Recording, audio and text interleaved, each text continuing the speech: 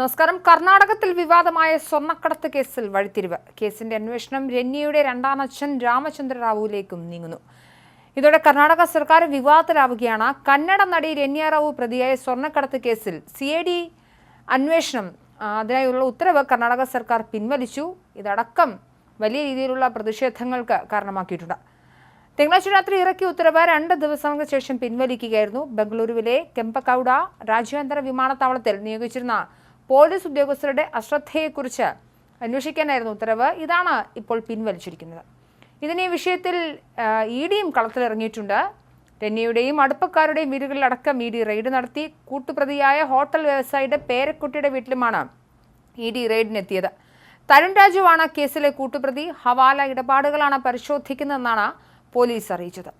രന്യയുടെ രണ്ടാനച്ഛൻ Ramachandra Rao Karnataka state police housing and infrastructure development കോർപ്പറേഷന്റെ managing ഡയറക്ടറാണ്. DGP റാങ്കിലുള്ള ഇദ്ദേഹത്തിന്റെ പങ്ക് ഉൾപ്പെടെയുള്ള കാര്യങ്ങളിൽ അഡീഷണൽ ചീഫ് സെക്രട്ടറി ഗൗരവ് ഗുപ്തയുടെ നേതൃത്വത്തിൽ അന്വേഷണം നടത്തുന്നുണ്ടെന്നും അതുകൊണ്ടാണ് ഉത്തരവ് പിൻവലിച്ചതെന്നുമാണ് ഇപ്പോൾ സർക്കാരിന്റെ നിലപാട്. സ്വർണ്ണക്കടത്തിൽ പ്രോട്ടോകോൾ അവകാശങ്ങൾ ദുരുപയോഗം ചെയ്തിട്ടുണ്ടോ എന്നും റാവുവിന് പങ്കുണ്ടോ എന്നും ഗുപ്ത അന്വേഷിക്കുന്നുണ്ടെന്നും സർക്കാർ വൃത്തങ്ങൾ പറഞ്ഞു. അതേസമയം രന്യയുടെ സ്വർണ്ണക്കടത്ത് കേസിനെ കുറിച്ച് അറിഞ്ഞപ്പോൾ ഞെട്ടിപ്പോയെന്നായിരുന്നു രാമചന്ദ്ര റാവുവിന്റെ പ്രതികരണം. രാമചന്ദ്ര റാവുവിനെതിരെ പോലീസ് ഹെഡ് കോൺസ്റ്റബിൾ അതേസമയം മൊഴി നൽകിയിട്ടുണ്ട്. ഹെഡ് കോൺസ്റ്റബിൾ ബസവരാജുവിന്റെ മൊഴിയാണ് പുറത്തുവന്നത്. എയർപോർട്ടിൽ നിന്നും രന്യയെ പുറത്തേക്ക് കൊണ്ടുവന്നത് DGPയുടെ നിർദ്ദേശപ്രകാരമാണെന്ന ബസവരാജുവിന്റെ മൊഴിയാണ് പുറത്തുവന്നത്. തനിക്ക് സ്വർണ്ണക്കടത്ത് കേസിൽ യാതൊരു ബന്ധവുമില്ലെന്നും ബസവരാജു മൊഴി നൽകിയിട്ടുണ്ട്. രാമചന്ദ്ര റാവു കേസിൽ പ്രോട്ടോകോൾ ലംഘനം നടത്തിയോ എന്നതിൽ ആഭ്യന്തര അന്വേഷണവും നടക്കുന്നുണ്ട്.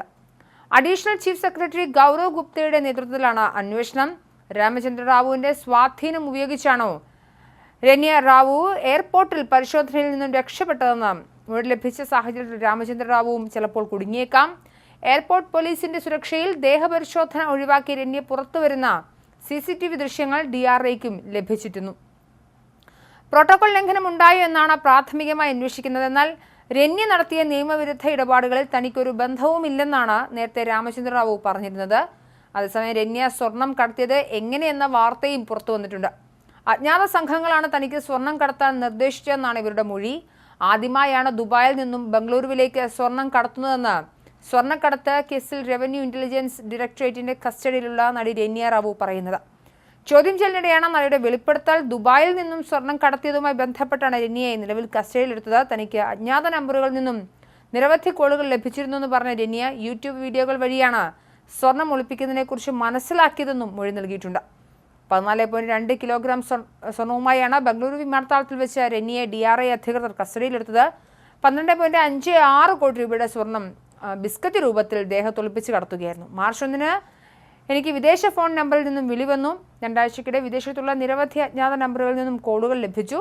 ദുബായ് വിമാനത്താവളത്തിന്റെ 3ാമത് ടെർമിനലിന്റെ ഗേറ്റിലേക്ക് എത്താനായിരുന്നു നിർദ്ദേശം. ദുബായ് വിമാനത്താവളത്തിൽ നിന്നും സ്വർണം സ്വീകരിച്ച് ബംഗളൂരുവിലേക്ക് എത്തിക്കാനായിരുന്നു നിർദ്ദേശം കിട്ടിയതെന്നും രന്യ പറയുന്നു.